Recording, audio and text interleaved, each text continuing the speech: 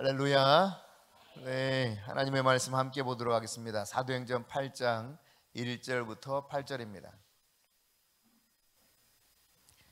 사도행전 8장 1절부터 8절 말씀. 네, 함께 하나님 말씀을 받들어 읽겠습니다. 사울은 그가 죽임당함을 마땅히 여기더라. 그날에 예루살렘에 있는 교회에 큰 박해가 있어 사도 외에는 다 유대와 사마리아 모든 땅으로 흩어지니라. 경건한 사람들이 스데반을 장사하고 위하여 크게 울더라. 사울이 교회를 잔멸할세 각 집에 들어가 남녀를 끌어다가 옥에 넘기니라. 그 흩어진 사람들이 두루다니며 복음의 말씀을 전할세 빌립이 사마리아 성에 내려가 그리스도를 백성에게 전파하니 무리가 빌립의 말도 듣고 행하는 표적도 보고 한 마음으로 그가 하는 말을 따르더라. 많은 사람에게 붙었던 더러운 귀신들이 크게 소리를 지르며 나가고 또 많은 중풍병자와 못 걷는 사람이 나으니 그 성에 큰 기쁨이 있더라. 네, 사도행전 우리가 계속해서 살펴보고 있습니다. 이 사도행전 말씀에 보면은 사도행전의 가장 중요한 핵심 구절, 그것은 사도행전 1장 8절입니다. 오직 성령이 너희에게 임하시면 너희가 권능을 받고 예루살렘과 온 유대와 사마리아 땅끝까지 이르러 내 증인이 되리라. 이 말씀이 이제 사도행전의 핵심 구절인데, 그렇다면 여러분, 사도행전에서 말하고 있는 이 말씀은 어떻게 성취되어 갔습니까? 실제로 이제 주님이 약속하셨던 것처럼 마가의 다락방에 모여서 간절히 기도하던, 오로지 기도하던 120명의 성도들 가운데 성령이 강림하셨죠. 그리고 그들은 권능을 받았습니다. 그 이후에 그들은 증인된 삶을 살아갔습니다.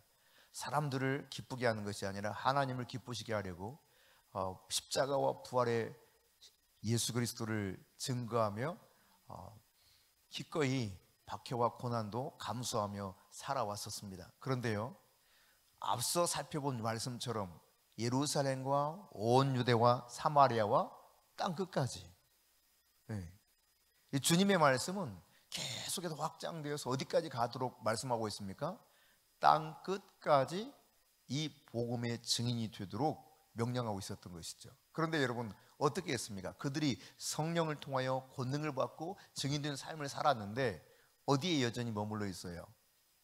네, 그들은 여전히 예루살렘에 머물러 있었습니다. 예루살렘을 중심으로 해서 복음을 증거했던 거예요. 그때 여러분 1절이죠. 1절에 보면은 그날에 예루살렘에 있는 교회에 큰 박해가 있었다 그랬습니다. 아주 큰 박해가 예루살렘 교회에 그냥 느닷없이 닥치게 되는 겁니다.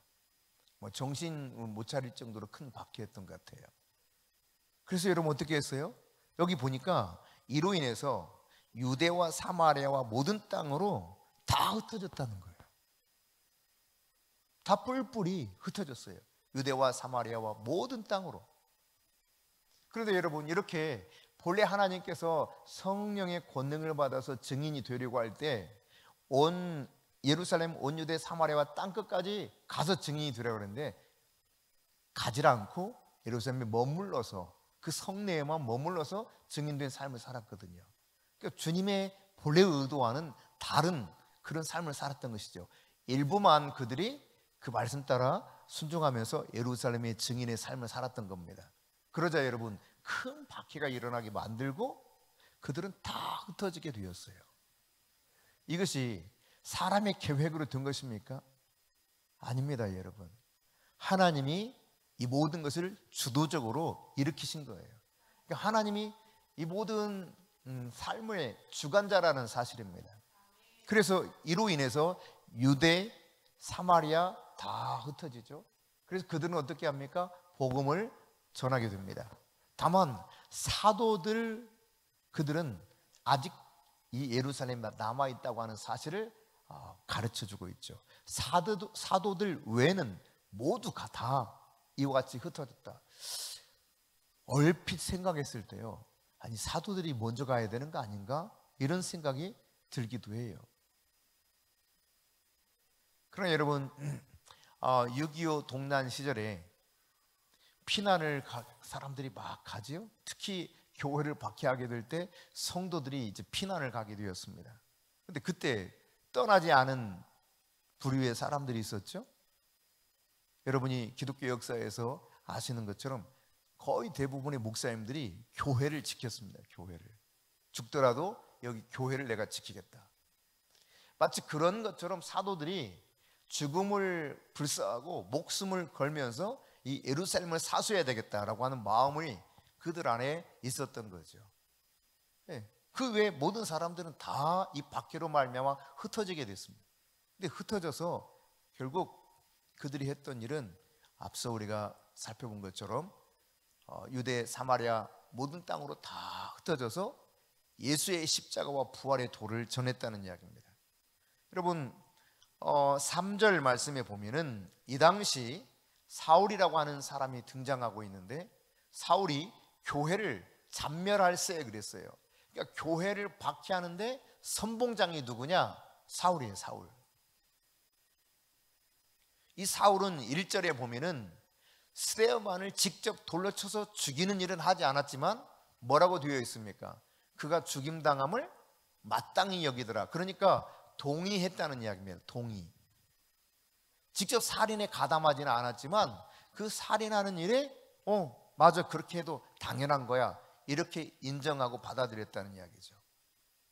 그리고는 이제 3절에 가서는 오히려 교회를 잔멸, 박해했다는 거거든요. 여기 잔멸할세라고 하는 것은 멸망하다, 황폐하다라는 의미를 가진 단어예요. 아주 그냥 교회를 멸망시키고 황폐화시키는데 앞장선 사람, 그가 사울입니다. 여러분, 사울은 본래 악한 사람이라고 볼 수 없습니다. 그는 굉장히 훌륭한 가문의 사람입니다. 뿐만 아니라 가말리엘의 문화생으로서 아주 뛰어난 랍비 중에 최고의 랍비였습니다. 유대인들이 존경하는 사람이었어요. 그런데 문제는 오늘 성경에 보니까 교회를 박해하는 사람으로, 그것도 가장 앞장서서 박해하는 사람으로 성경이 기록하고 있단 말이죠. 이걸 우리가 살펴보게 되면은 아무리 뛰어나고 훌륭한 사람이라도 은혜를 받지 못하면, 성령을 깊이 체험하지 못하면 결국 어떻게 되느냐? 은혜 받지 못한 자기의 마음으로, 인간의 생각으로 판단하게 된다는 사실을 알아야 돼요. 여러분, 이것은 앞서 1절에서 보여주고 있는 것처럼 이 스데반이 돌에 맞아 죽는 것이 마땅하다 생각했다니까요. 당연히 그 죽어야 된다 이렇게 여겼단 말입니다. 왜 그래요? 그냥 은혜를 깊이 체험하지 못했기 때문에, 즉 성령을 깊이 체험하지 못했기 때문에 자기의 생각이, 지금까지 알고 있는 성경적 자기의 그 판단이 옳다고 여긴 겁니다. 마땅하다 생각했어요. 여러분, 이 점을 우리가 생각해 본다면, 우리가 깊이 하나님의 은혜를 체험하지 못하고 성령을 체험하지 못하면 얼마든지 사울처럼 행동할 수 있다는 사실이에요. 인정하세요? 예, 얼마든지 오늘날 교회에서도 동일한 일들이 일어날 수 있다는 이야기입니다. 더욱이 나는 진짜 하나님을 위해서 했다 이렇게 생각하는 거예요. 사울이 그랬습니다. 사울이. 하나님의 입장에서 나는 반드시 스데반이 돌에 맞아 죽어야 된다고 생각한다, 마땅히 그렇게 해야 된다, 이렇게 여겼단 말이죠. 훗날 이것이 잘못되었다고 하는 것이 드러나고 있지만, 이 당시는 너무 확신을 가지고 거기 이렇게 동의했던 사람, 그리고 그 이후에 교회를 그토록 앞장서서 박해하는 가운데 교회를 멸망시키는데 선봉장 역할을 했던 사람이 그 훌륭한 랍비, 그 시대의 최고의 존경받는 스승이었던 이 가말리엘의 문화생이었던 사울이었단 말이죠. 그러므로 여러분, 우리가 은혜를 깊이 누리지 못하고 성령을 깊이 체험하지 못하면 하나님의 관점이 아니라 세상의 관점으로 바라보게 되어 있어요. 이걸 알아야 돼요. 그리고 그 세상의 관점으로 바라보는 것이 옳다고 생각합니다. 옳다고. 여러분, 종교 재판이 일어났던 중세 시대를 보십시오. 그들은요, 불에 사람을 태워 죽였거든요. 예수를 믿는다고 하는 이 사람들을. 예수를 부인하지 않았을 때 불에 태워 죽이고 톱으로 잘라 죽이고 사지를 찢어서 죽이고 하여튼 별별 방법으로 다 죽였어요. 왜 그랬어요? 그들은 그렇게 죽여야 마땅하다고 생각했던 겁니다. 이게 성령 안에서 은혜를 제대로 깨닫지 못하면, 진리를 제대로 알지 못하고 자기의 생각이 옳다고 여기면서 하나님을 위해서 한다고 열심히 그렇게 하는 거예요. 어떻게 사람이 그럴 수 있을까 싶거든요. 근데 그 일이 가능하다고 하는 것을 성경을 통해서, 그리고 교회 역사를 통해서 증명되었을 뿐만 아니라 오늘날에도 그 일들이 충분히 일어날 수 있다라고 하는 사실입니다. 저는 일부 조금 그걸 경험했어요. 아, 진짜 그럴 수 있구나. 이게 제가 어려움을 당하면서 이 중세 시대에 이런 일들이 충분히 일어날 수 있겠다. 자기들이 하는 일이 옳다고 생각하거든요. 확신해요, 확신. 사울이 그랬던 것처럼. 하나님의 관점으로 바라보려면, 주님이 어떤 것을 의도하는가를 알려면 성령을 깊이 체험해야 됩니다. 은혜가 우리에게 충만해야 돼요. 은혜가 사라지고 성령이 내게서 멀어지면 어떤 일들이 벌어지느냐? 늘 눈에 보이는 것으로 판단해요.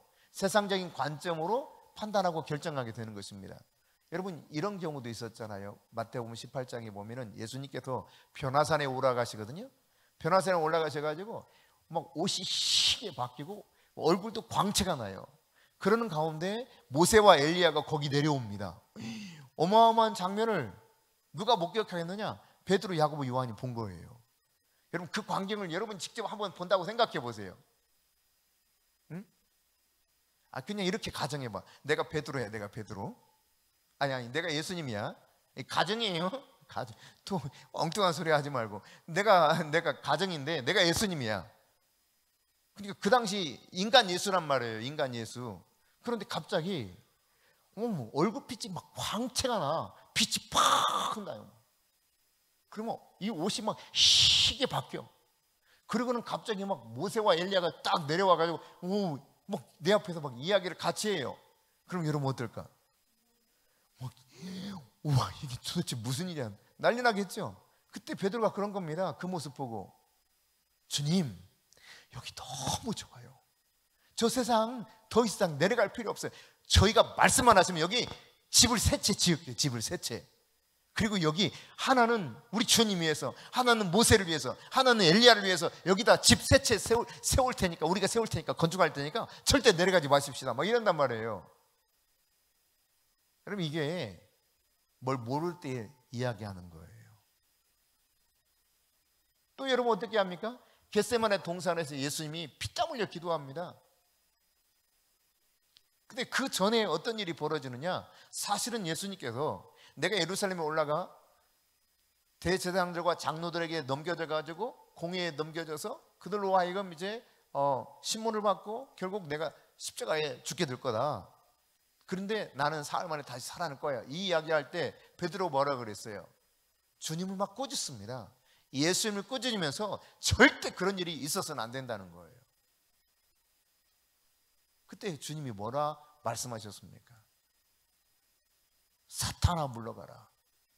네가 하나님을 생각하지 않냐고, 하나님의 일을 생각하지 않냐고 사람의 일을 생각하는도다. 그러니까 여러분, 은혜를 체험하지 못하면, 내 안에서 은혜가 사라지고 성령의 그 임재 안에 머무르지 못하면, 성령을 깊이 깨닫지 못하고 체험하지 못하면 인간의 생각을 말하게 돼요. 근데 그것이 그 중에 사단의 생각에 얼마든지 들어올 수 있다고 하는 이야기입니다. 사울이 박해하게 된 배경이 그 인간이 아주 고약해가지고요, 나빠서 그런 게 아니라니까요. 자기가 옳다고 생각했어요. 나는 지금 하나님을 위해서 옳은 일을 하고 있어, 이렇게 했단 말입니다. 중세시대에 종교개혁자들을 비롯해서 정말 예수가 그리스도라는 사실을 증거했던 사람들을 그처럼 핍박하고 모질게 죽였던 이 사람들도 하나님을 위해서 했다니까. 하나님을 위해서. 얼마나 많은 사람이 죽었는지 모릅니다. 이게 다 하나님을 위해서 한 거예요. 하나님을 위해서. 근데 그들은 그게 옳다고 여겼단 말이죠. 오늘 이 시대는 그런 일이 없을까요? 얼마든지 있을 수 있습니다. 얼마든지요. 교회 안에서 일어난 일들이 이런 일들이에요. 사실은 자기가 옳다고 생각해요. 은혜가 없으면, 성령과 함께하지 못하면 인간의 생각으로 판단하면서 내가 옳다고 생각한다니까요. 그리고 이렇게 해야 하나님이 지금 하나님의 뜻을 세운다고 여기는 것입니다. 결국은 교회를 박해하는 일에 앞장섰던 사울처럼 된다는 이야기죠. 여러분, 사도행전 9장에 보면은 이제 우리가 9장을 나중에 살펴보게 될 텐데, 이제 사울의 변화가 나타나죠. 다메섹 도상에서 예수 그리스도를 만나지 않습니까? 부활하신 그분을 만나고 하늘의 음성을 듣게 돼요. 그리고 그가 완전히 턴 어라운드에서 인생의 분기점을 가져오죠. 전환점이 돼서 이제는 이방인의 사도로 살아가기에는 그분의 소명 따라 사는 삶으로 완전한 변화가 일어납니다. 그런데 8장에서는 교회를 잔멸하는 박해자, 그 중에 선봉장으로 나타나고 있다는 사실이에요. 여러분, 오늘 1절에서 이야기하고 있는 것처럼 예루살렘에 있는 교회에, 예루살렘의 교회에 큰 박해가 일어나서, 큰 박해. 이 박해로 앞서 말씀드렸듯 사람들이 다 뿔뿔이 흩어졌죠. 유대, 사마리아, 그리고 어디든지 모든 땅으로 다 흩어졌어요. 그들이 그렇게 모든 땅 다 흩어져서 뭘 했습니까? 예수 그리스도 십자가와 부활의 복음을 전했다는 이야기입니다. 사탄은 교회를 박해했어요. 사탄은 교회를 잔멸하고 완전히 무너뜨리려고 시도했습니다. 그런데요, 놀랍죠? 오히려 하나님의 뜻이 성취되어가는 이 계기가 되는 거예요. 땅 끝까지 이르러 내 증인이 되리라 했는데 예루살렘에서만 북적북적해. 여기가 좋사오니야, 여기가 좋사오니, 여기가 좋사오니. 아니요, 여기가 좋아요. 다 이러고 있는 거예요. 정작 본래 말씀하셨던 하나님의 뜻대로 살지 못했던 것이죠. 그런데 하나님이요, 박해가 임하게 하면서 흩어지게 만들었는데 이걸 통해 하나님의 뜻이 성취될 수 있는 엄청난 역사를 만들어 가셔요. 이게 하나님의 섭리입니다. 하나님의 숨겨진 놀라운 지혜예요. 지혜. 측량할 수 없는 그분의 지혜, 그분의 지혜로 이 세상을 다스리고 있다는 사실입니다. 지금도 여러분, 교회가 세상으로부터 많은 박해를 받기도 합니다. 실제로 여러분, 코로나 시절에 우리 한국 교회를 비롯해서 세계의 대부분의 교회들이 박해처럼 뚜렷하게 보이지 않았을지 모르지만 실상 박해를 받았거든요. 얼마나 많은 교회들이 문을 닫기도 했습니까? 예. 우리나라 통계에 따르면 1400 몇 개인가? 이렇게 사라졌다 그러죠. 근데 뭐 종교 통계로 보면 4천 몇 개인가 6천 몇 개인가 사라졌다 그래요. 어쨌든 뭐 6천 개에서 10,000개 정도 교회가 사라지는 이런 아픔이 코로나 4년간 있었던 거예요. 네. 이게 정말 박해처럼 보이지만, 그러나 이 속에서 하나님은 하나님의 놀라운 섭리를 계속 성취해 가고 계신 분이라고 하는 사실을 우리가 깨달아야 됩니다.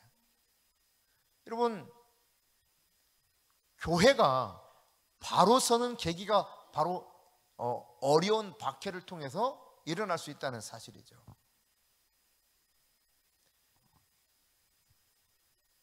이런 박해로 인해서 거듭 말씀드리지만 사람들이요, 성도들이 다 흩어졌어요. 근데 그들은 두루 다니면서 4절에 보면은 복음을 전파했습니다. 여러 곳을 다니면서 복음을 전파해요. 흩어진 사람들이 두루두루 다니며 복음을 전파해요. 복음을.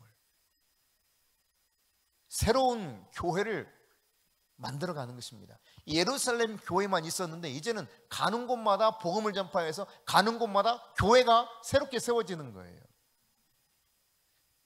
놀라운 일 아니겠습니까, 여러분?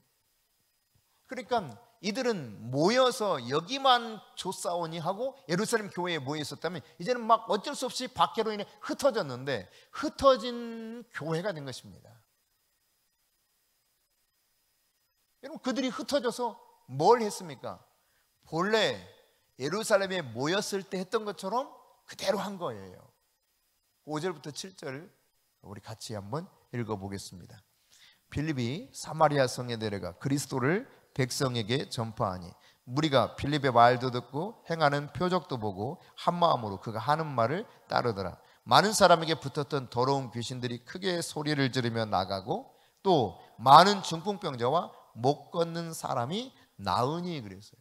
여러분, 어디서 많이 보던 내용들 아니겠습니까? 그렇습니다. 예루살렘 교회에서 사도들을 통해서 일어났던 일들입니다. 그리고 우리가 앞서 살펴봤던 것처럼 스데반도 이 복음을 전파했죠. 박해를 받으면서. 오늘 박해를 받으면서 흩어져서 두루 다니며 뭘 했다고요? 복음을 전파했어요. 그 중에 대표적인 한 사람을 지금 5절부터 7절 사이에 언급하고 있는데 어디 빌립뿐이겠어요? 빌립을 그냥 대표적으로 예를 드는 거예요. 빌립이 복음을 전파했어요. 그리스도를 전파했다는 이야기입니다. 그 사마리아 성에 빌립이 말로 전파하고 또 뭘 했느냐? 표적이 나타나게 하나님이 함께 역사하면서 전해지는 것은 그리스도였어요. 그러니까 여러분, 본래 모여서 예루살렘에서 했던 일이 지금 막 핍박을 받아가지고 흩어졌는데 그 흩어지는 현장 속에서 나타나더라 라고 하는 이야기입니다. 예루살렘 교회에서 하던 그대로 사마리아 지방에서 빌립이 하더라. 같은 일을 했다는 이야기입니다. 말로 그리스도를 전하고 표적을 통해서 복음이 더 확고하게 선포되고 증거된 일들이 일어났다는 이야기예요. 사도행전 2장에 보면 이 사실을 언급하고 있죠. 42절부터 47절에 보면 같이 읽어볼까요? 그들이 사도의 가르침을 받아 서로 교제하고 떡을 떼며 오로지 기도하기를 힘쓰니라. 사람마다 두려워하는데 사도들로 말미암아 기사와 표적이 많이 나타나니 믿는 사람이 다 함께해서 모든 물건을 서로 통용하고 또 재산과 소유를 팔아 각 사람의 필요를 따라 나눠주며 날마다 마음을 같이하여 성전에 모이기를 힘쓰고 집에서 떡을 떼며 기쁨과 순전한 마음으로 음식을 먹고 하나님을 찬미하며 또 온 백성에게 칭송을 받으니 주께서 구원받는 사람을 날마다 더하게 하시니라. 여러분, 아주 자세하게 이렇게 이제 성령을 통하여서 변화된 사람들의 그 삶과 그 속에서 예수 그리스도가 어떻게 드러났는가, 복음이 어떻게 점점점 확장되어 가는가를 이야기하고 있는데 이런 모습이 흩어진 교회 안에서 드러나더라는 거죠. 여러분, 어떤 교회가 진짜 제대로 된 교회인지 아니면 가짜 교회인지 이거 언제 드러나는지 아십니까? 박해를 받아보면 알 수가 있습니다. 박해를 통과해 보면 알 수가 있어요. 박해를 받아서 흩어져 봐야 알 수가 있단 말이에요. 엄청난 박해 속에 흩어졌어요. 그런데 가짜 교회는 어떻게 되느냐? 사도행전 5장 36절부터 38절에 보면 드다와 그리고 갈릴리 유다를 따르던 사람들이 있었습니다. 다 나중에 다 무너지고 흩어졌어요. 가짜는 이렇게 흩어지면 사라져 버립니다. 그러나 진짜는 아무리 흩어져도 진짜 그 본래의 핵심적인 내용이 그대로 살아있어요. 비록 박해를 받아서 이 장소에 머무를 수는 없지만 가서도 역시 그 일을 한단 말이에요. 십자가의 복음을 전하는 것입니다. 그리스도 예수를 전파하는 것입니다. 두루두루 다니면서 했던 일은 그리스도를 전파하는 일이었어요. 복음을 전파하는 일.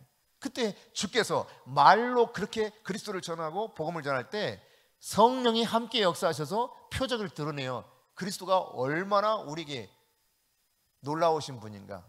그분이야말로 이 세상의 유일한 구주요 인생의 주인이라는 사실을 확실하게 저들의 말을 증거해 주면서 새로운 교회를 만들어 가셨다는 이야기예요.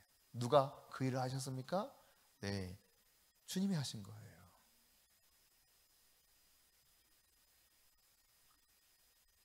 예수님의 제자들을 보십시오. 결국 사도들도 나중에는 다 흩어지잖아요. 예루살렘에 머물러 있지 않거든요. 대부분 다 흩어집니다. 흩어져서 그들이 어떻게 합니까? 흩어져서 복음을 전해요. 목숨 걸고 복음을 전합니다. 지난 1월에 다녀왔던 인도, 그 땅은 도마가 가서 복음을 전했던 땅입니다. 제자들이 다 흩어져서 복음을 전하는 목숨을 걸고. 그래서 여러분, 나중에 우리가 살펴볼 수 있겠지만 결국 이방인에게 복음을 전해서 이방인 선교 센터를 세워요. 그게 소위 안디옥 교회죠. 안디옥 교회. 안디옥 교회를 세워서 이방인 교회에게 복음을 전파하는 복음의 최전방 센터, 그러니까 베이스 캠프라고 할까요? 베이스 캠프. 그게 바로 안디옥 교회였죠. 여러분, 그래서 하나님께서 교회에 박해를 허용하시는 겁니다. 비록 아픔이 있지만 그러나 하나님의 뜻이 온전하게 성취되어가는 과정, 그것들이 있기 때문에 교회에 이 박해와 어려움, 환난을 허용하시는 거예요. 제가 이 말씀을 다시 보면서 저의 목회 여정을 다시 한번 생각해 봤습니다. 만일 제가 부임해서 40살에 담임 목사로 부임했나 봐요. 아마 맞나요? 최 목사님이 35에 담임 목사로 부임했던 것 같아요. 그래서 부임해서 하는데 교회가 막 쭉쭉쭉쭉 성장했거든요. 정신없이 너무 바쁘게 사역했습니다. 정말 눈코 뜰 새 없이. 약간 과장하면 일주일에 12시 이전에 잔 적이 한 하루밖에 되지 않는다니까요. 정말 열심히 사역했어요. 또 그렇게 재밌었어요. 교회를 위해서 섬기는 그 일 자체가 너무 신나고 감사하고. 근데 가만히 생각해 봤어요. 만약 그대로 계속해서 이렇게 성장하고 우리가 거기 있었다면 어떻게 됐을까? 교회는 성장하고 더 쉽게 많이 성장했을 것 같아요. 생각해 보니까. 근데 오늘 여기에 이르도록 하나님이 본래 의도하셨던 목적대로 살도록은 안 됐을 것 같다라는 생각이 들더라고요. 전 사실 개척할 마음이 진짜 1도 없었어요. 1도. 아예 개척은 꿈도 안 꿨어요. 근데 그냥 하나님이 몰아내버리시는 거예요. 제가 그랬어요. 하나님 정 그러시면 제가 개척하겠습니다. 아예 머릿속에 1도 없었던 이 계획, 그걸 갑작스럽게 개척하게 만드신 거예요. 정말 맨 땅에 헤딩하게 만드셨죠. 통장에 10만 원도 없었으니까 개척한다 하고 바로 개척했으니까요. 예, 주님 개척할게요 하고 그 주에 바로 그냥 사임하고 바로 일주일 만에 개척을 했으니까. 그래서 이제 또 막 재밌게 또 사역을 했어요.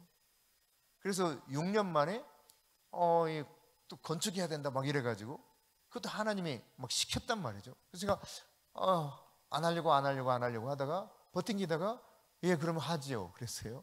그래서 하여튼 뭔가 이렇게 잘 되어가는 것 같았어요. 그러다가 결국 제가 말씀드린 바 있지만 그 건축하려는 땅에 서면 그 땅의 임재가, 하나님의 임재가 너무 커서 서 있기가 어려울 정도로 너무 막 몸이 비틀비틀하는 거예요. 하나님의 임재가 너무 커서. 그래서 진짜 나는 아주 쉽게 될 줄 알았어요. 그러니까 쉽게 된다는 말은 하나님이 뭔가 진짜 하시는구나. 그래서 그 일이 우리의 힘에는 부치지만 하나님 진짜 순종한 결과 뭐가 되겠구나 이랬단 말이에요. 만일 그때 그렇게 됐더라면 어떻게 됐을까? 가만히 또 생각해 봐요. 여러 번 그걸 생각해 봤죠. 지금보다 훨씬 더 교회가 크고 아름답게 설계되었기 때문에 그 당시 그쪽 지역의 랜드마크로 설계를 했습니다. 그러니까 그렇게 되었다면 어떻게 됐을까? 어쨌든 지금보다는 훨씬 사람이 많아졌겠죠. 성장했겠죠. 아마 그랬을 것 같아요. 그 분위기상 우리 교회 그 당시 분위기가 이 초창기에 개척했을 때 함께 했던 우리 청년들 몇 사람이 있는데 그분들은 기억할 거예요. 예. 얼마나 뜨거웠는지, 예. 얼마나 순수했는지, 얼마나 충성했는지. 그 분위기였다면 아마 굉장히 성장했을 겁니다. 물불 가리지 않고 그냥 충성했던 분위기였으니까. 그렇다면 어떻게 됐을까? 역시 오늘 지금의 상황은 도무지 꿈을 꿀 수 없었겠다. 그 이후로 여러분 10년 약간 넘는 세월 동안 어마어마한 어려움이 있었습니다. 물론 그전에도 어려움을 많이 겪게 하셨죠. 다양한 어려움들을. 근데 그 이후로 이어지는 이 어려움이 정말 지치게 만들고 힘들게 만들었어요. 근데 어떻게 됐느냐? 이런 어려움이, 하나님이 허용하신 이 어려움이 우리를 어떻게 만들었는가? 이렇게 가만히 이렇게 더듬어 보면요, 개척 초기부터 한 6년 차까지는 주로 저 때문에 사람들이 와서 이렇게 상담하고 치유받고 또 해외 나가서 사역하고 이랬거든요. 근데 한 10년간은 그냥 조용히 있게 만들어주셨어요. 그리고 이제 그 사이에 최 목사님은 하여튼 요한계시록에 붙들려 가지고 계속 요한계시록을 연구하게 하셨습니다. 그 이후에는 이제 최 목사님 통해서 나가서 사역하게 만드시더라고요. 근데 지금 제가 드리려고 하는 말씀은, 하나님은 궁극적으로 우리를 향한 부르심이 마지막 때 메시지를 선포하게 하셨구나. 근데 그 선봉장에 제가 아닌 최 목사님이 세우신 거예요. 만일에 앞서 말했던 그 일들처럼 그냥 평탄하게 제가 그냥 담임 목사로서 계속 사역을 했다면 정말 어려웠을 겁니다. 정말 눈꽃 뜰 새 없이 바빴거든요. 또 제가 막 일을 벌리는 스타일이기 때문에 일주일 내내 뭐가 일이 있었어요. 뭐 중보기도에 매주 매주 무슨 요일인지 기억이 안 나는데 매주 무슨 날은 중보기도에 훈련시키고 중보기도자들 세워놓고 중보기도 칸에 집어넣어 중보기도 하라 그러고, 매주 무슨 날은 또 전도하는 날이에요. 전도 때 막 훈련시키고 전도 나가라 그러고, 하여튼 뭐 계속 일을 벌였거든요. 계속 일주일이 빙글빙글 돌아갔어요. 막.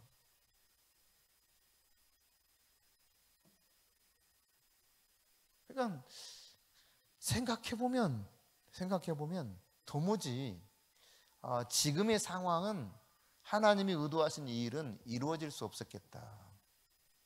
우리는 적어도 저는 빨리 그렇게 성장하는 모습을 더 꿈꿨죠. 또 그렇게 해주시리라 믿었죠. 근데 이게 정반대로 간 거예요. 막 가다가 쭉, 그리고는 이게 계속 그냥 이 상태에서 10년 이상 오게 만든 거예요. 너무너무 힘든, 제 안에서 완전히 번아웃이 나타날 때까지. 오늘 여러분, 예루살렘 교회에 커다란 박해가 있었어요. 도무지 거기 예수 믿는 사람이 남아있을 수가 없어. 다 흩어집니다. 왜 박해를 허락하셨다고요? 이 박해를 통해서 하나님은 땅끝까지 복음이 전하될 뿐만 아니라 진짜 신앙인과 가짜 신앙인을 걸러내는 거예요. 여러분, 박해를 받아보면, 환난을 통과해보면 알 수 있습니다. 진짜 믿음을 가진 사람과 믿음이 있는 척했던 사람은 확연하게 다르게 나타나게 되어 있습니다. 오늘 여러분, 사도행전 7장 38절에서 무엇을 이야기합니까? 시내산에서 쭉 나와가지고 이제 광야를 걷던 저들을 일컬어서 스데반을 향해 하나님이 말씀하신 것은 광야교회라고 그랬습니다. 광야교회. 여러분, 광야의 백성들이 어떻게 했습니까? 끊임없이 하나님의 말씀을 거역하고 반역을 일으키죠. 그럼에도 불구하고 저들을 일컬어서 뭐라고 부른다고요? 광야교회, 즉 하나님의 백성으로 인정하고 있더라는 이야기입니다. 그렇기 때문에 아무리 문제가 있고 부족해도 하나님의 백성이기 때문에 하나님께서는 저들을 이끌고 가시는 거예요. 저들을 보호해 주시는 거예요. 저들에게 공급해 주시는 거예요. 오늘 여러분, 교회가 문제가 생기고 특별히 지도자들이 타락하게 되는 모습을 바라보게 될 때 한국교회 금방 망할 것 같죠? 그렇지 않습니다, 여러분. 이런 어려움을 통해서 또다시 진짜 신앙인과 가짜 신앙인을 이렇게 걸러내시고 다시 뭔가 거룩하게 바꾸게 되는 계기를 만드셔요. 새롭게 변화되게 만드시는 거예요. 결코 망하지 않아요. 주님의 교회는. 주님이 오시는 그날까지 주님의 교회는 더 건강해지고 더 강해질 것입니다. 그것이 숫자적으로 얼마나 되느냐를 떠나서 순수하고 거룩한 주님의 군사들로 일어날 거예요. 하나님은 그렇게 새롭게 변화시키시고 하나님의 뜻을 확실하게 행해내실 것입니다. 그러므로 여러분, 한국교회도 결단코 망하지 않을 겁니다. 하나님이 의도하시는 대로 교회를 더 순수하고 거룩한 주님의 몸으로 바꿔가실 것입니다. 여러분, 그러나 하나님의 백성들이 아닌 그냥 종교적인 삶을 살아가는 사람들이 교회에 점점점 많아지면서 그들이 교회의 세력을 잡아가지고, 혹시 좀 표현이 그렇지만 교회의 주류 세력이 되면 그때는 교회는 망하게 됩니다. 은혜를 모르는 자, 성령을 모르는 자들이 교회의 주류 세력이 되어가지고 교회를 주물락주물락 하게 되면 교회는 망하게 되는 거예요. 그렇지만 하나님의 백성들이 그 교회를 이루어가고 있다면 결코 교회는 무너지지 않습니다.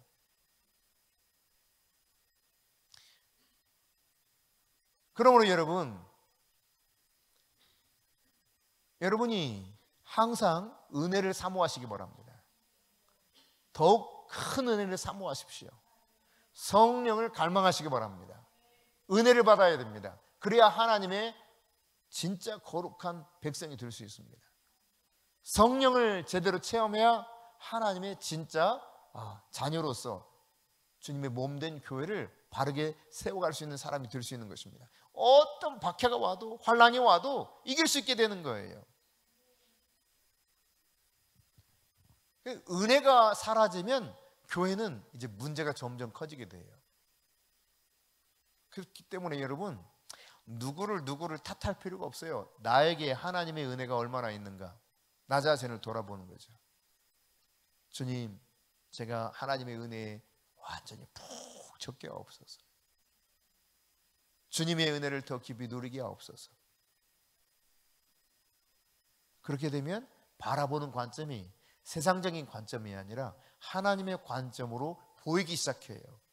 근데 내게서 은혜가 떨어지고 성령과 관계없는 삶을 살게 되면 이제 보이는 게 다 세상의 관점으로 보이는데 그게 자기가 옳다고 생각하게 돼요. 그리고 박해자로 둔갑할 수 있다는 사실입니다. 얼마든지 사람들은 그게 옳다고 생각한다니까요.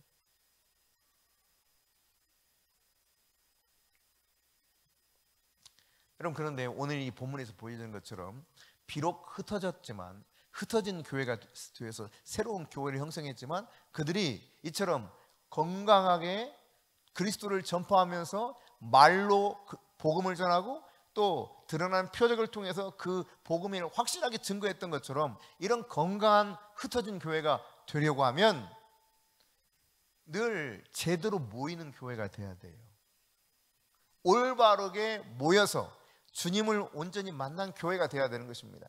예루살렘 교회에서 저들은 성령을 통하여 바른 교회의 모습을 확실하게 경험했어요.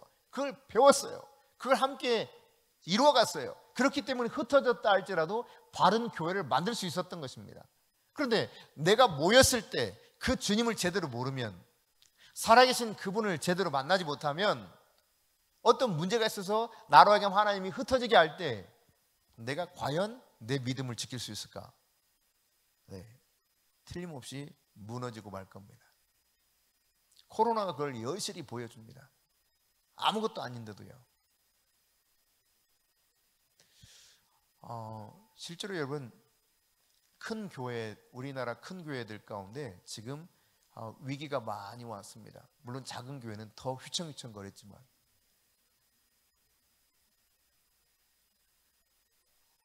우리 교단의 아주 유명한 교회도 주일날 예배드리는 모습을 사진 찍어가지고 그 교회에 출석하는 장신대 교수님이, 신약학 교수님이 그 교회에 출석하는 분이 계셨는데 그분이 찍어서 계속 사진을 올리는 거예요. 우리 교회가 지금 이렇다 이렇다. 텅텅 비었어요. 옛날에 그 교회는 자리가 없었습니다. 늦게 가면 꽉꽉 찼습니다. 자리가 텅텅 비었어요. 사람이 없어. 심각하다.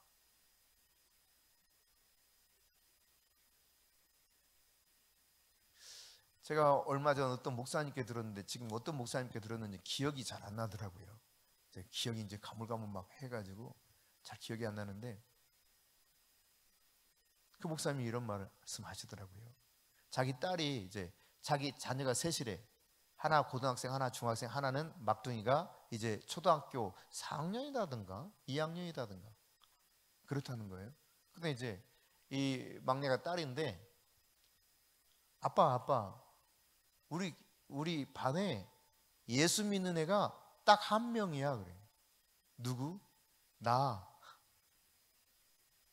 예수 믿는 애가 한 명밖에 없대요. 자기 반에. 이게 정말 심각한 이야기입니다. 인구도 줄어들죠. 게다가 예수 믿는 애는 찾아보기 너무 어려워. 정말 심각한 거예요. 그러니까 애들도 은혜를 체험해서, 성령을 체험해서 그리스도가 인생의 구주요, 인생의 주인이라는 사실을 인식하면서 그들이 가서 흩어지는 올바른 교회가 되게 만들어야 돼요. 그래야 가서 그리스도를 전파하고 예수의 이름으로 기도해서 저들 속이 통해서 살아계신 하나님이 드러나게 하도록 생명의 복음이 전해지게 만들어야 되는 것이죠. 우리 막중한 사명이 있는 것입니다.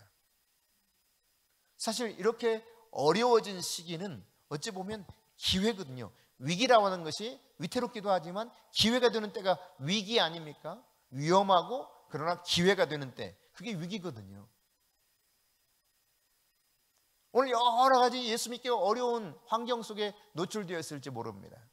그냥 평이하게 예수 믿는 것에 별다른 문제가 없는 것 같은데 문제가 많은 시대가 오늘 이 시대예요.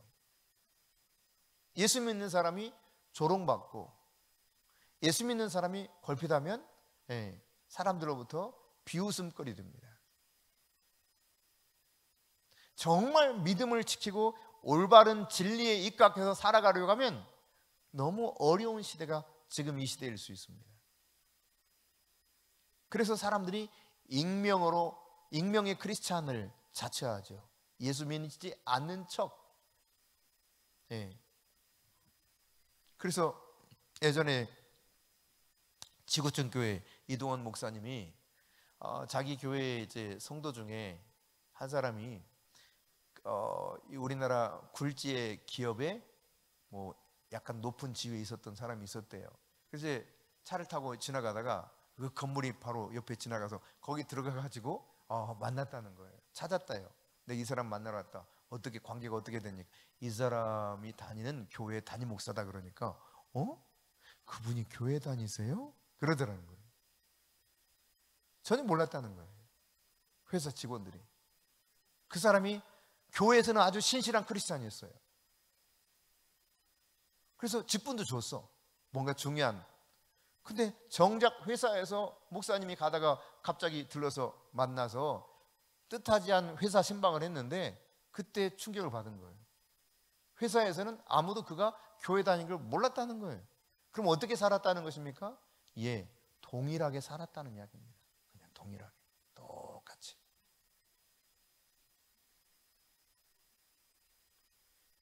아픈 이야기이긴 하지만 우리나라의 아주 유명한 사역자 한 분이 어떤 분한테 속아가지고 이제 정치 지도자가 되어서 통일 한국 시대에 당신이 정치 지도자가 돼야 된다 해가지고 진짜 그런 소명을 주셨나 보다 해가지고 속아 넘어가지고 어떻게 했다는 거예요. 그러면서 하는 말이 그분을 이제 비하하려고 하는 말은 아닙니다. 정치 지도자는 그래도 이 밤 시간도 잘 어울리고 그래야 되니까 술도 한잔 할 줄 알아야 된다고. 그리고 뭐 이렇게 맥주도 따라 놓고 뭐 이렇게 사진을 좀 한번 찍자 뭐 이랬다는 거예요. 그래가지고 뭐 그렇게 했다는 겁니다.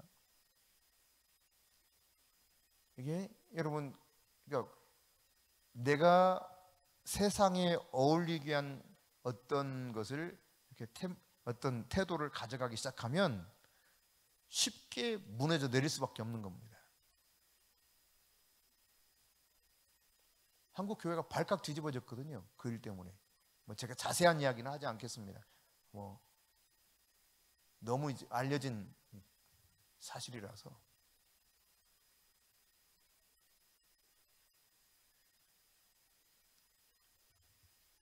여러분, 우리가 하나님의 은혜 안에, 하나님의 말씀 안에, 성령 안에 내가 깊이 머물러 있을 때 내 믿음이 변질되지 않고 제대로 유지되면서 계속해서 그리스도를 내가 말로 증거하고 주님이 우리 가운데 함께 하시는 그 표적을 통해 하나님의 영광의 복음을 증거하는 통로로 우리를 사용하실 것입니다. 그들이 어떻게 그렇게 되었다고요? 모일 때 바른 교회가 되었어요. 흩어져도 똑같이 그렇게 할 수 있었다는 이야기입니다. 여러분, 모이는 교회는 우리 안에서 그리스도 예수가 진짜 나의 인생의 구주고 내 인생의 주인 되심을 확실하게 인정하는 가운데 말로 내가 그 사실을 인정하고 증거할 수 있어야 돼요. 그리고 나를 통해서 주님이 또한 표적과 이적을 드러내 보여주셔서 그 모든 삶이 하나님의 영광스러운 복음을 위해서 살아가는 것이 훈련되고 연습돼야 밖에 나가서 이 일들이 자연스럽게 일어날 수 있는 것입니다. 은혜를 체험하고 은혜를 나누는 교회가 되어야 되는 것이죠. 그렇기 때문에 먼저 우리가 모일 때 올바른 교회가 돼야 흩어질 때 올바른 교회로서의 그 사명을 감당할 수 있는 겁니다. 호켄다이크의 흩어지는 교회라는 책이 있습니다. 이 말은 성도들이 모여서 예배하는 교회가 아니라 삶의 자리에 가서 그들이 교회로서의 기능을 해야 된다는 거예요. 그래야 세상을 구원할 수 있는 거예요. 세상 속에 그리스도가 증거되는 것입니다. 근데 세상에서는 앞서 말씀드렸던 것처럼 전혀 예수 믿지 않는 것처럼 그냥 잘 모르겠던데 라고 생각되는 이런 사람들. 어떤 경우 내가 같이 이렇게 밥을 먹다가 네가 오늘 이 점심 식사 시간에 기도할래? 그랬더니 이게 하는 말이 저는 점심 먹을 때 한 번도 학교에서 기도하지 않았었는데요 그러더라고요.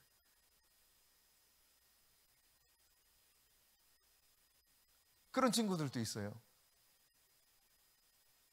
그러니까 밖에 나갔을 때 예수를 진짜 믿는 것인지 안 믿는 것인지, 그러니까 뭔가 내가 예수쟁이라는 것이 나타나면서 자연스럽게 말로도, 그리고 나의 삶을 통해 살아계신 성령의 역사가 드러나기도 하면서 그리스도가 증거될 때 비로소 진짜 그리스도인으로서 역할을 할 수 있다는 사실을 우리가 기억해야 됩니다. 여러분, 모이는 교회, 여기에 사도행전 2장 46절에 보면 같이 읽어봅니다. 시작. 날마다 마음을 같이하여 성전에 모이기를 힘쓰고 집에서 떡을 떼며 기쁨과 순전한 마음으로 음식을 먹고. 모일 때 그때마다 기쁨이 충만했어요. 이 모이는 교회에. 뿐만 아니라 여러분, 사도행전 8장 8절 오늘 본문에 보면은 뭐라고 하냐, 그 성에 큰 기쁨이 있었더라. 흩어져서도 예수 때문에 큰 기쁨이 있었어요. 모여도 기쁘고 흩어져도 기쁘고, 어떤 일이 없어도 기쁘고, 박해를 받아서 흩어져도 그 기쁨은 여전히 유지되고. 무엇 때문에? 예수의 복음 때문에. 할렐루야. 제대로 된 교회의 표지, 그것은 기쁨입니다. 기쁨. 그 사람이 진짜 신앙인인가 라고 했을 때 먼저 딱 표현되는 표지 같은 것은 뭐냐? 그 사람 안에 예수로 인한, 성령으로 인한 기쁨이 있는 거예요. 예수를 제대로 믿으면 기뻐요. 예수를 제대로 믿으면 이 기쁨이 우리끼리만 있을 때 기쁜 것이 아니라 나가도 그 기쁨이 계속 유지되는 거예요. 박해를 받는 가운데 흩어져서도 그 기쁨이 나타나요. 나로 인해서 나만 기쁜 것이 아니라 그 성 자체가 큰 기쁨이 있더라. 사마리아 성 자체가 크게 기뻐하는 거예요. 한 사람 때문에, 제대로 믿은 한 사람 때문에. 이 사람이 사도입니까? 아니에요. 아주 평범한 평신도입니다. 이 평범한 평신도 한 사람이 제대로 예수를 믿고 은혜에 사로잡혀 살아가게 될 때 그 안에 있는 기쁨을 감출 수가 없습니다. 여러분 막 기쁨이 어때요? 너 뭐 좋은 일 있어? 묻죠. 왜냐하면 기쁨이 다 온몸에 다 나타나거든. 눈빛에도 표정에도 다 나타나요. 뭐 좋은 일 있나 봐? 묻는다니까요. 이게 그리스도인이라고 하는 것은 이런 기쁨이 충만해야 돼요. 아멘. 이런 예수 그리스도로 인한 기쁨이 여러분에 충만해서 여러분을 통해서 이 기쁨이 여러분이 있는 처소에 확실하게 드러나서 모든 이들이 같은 기쁨을 누릴 수 있는 은혜가 넘쳐나기를 바랍니다. 내 안의 기쁨이 교회에서 그리고 교회 밖에서까지 영향을 미쳐서 세상으로 쭉 퍼져나가는 그런 놀라운 그 은혜가 저와 여러분 모두에게 있기를 바랍니다.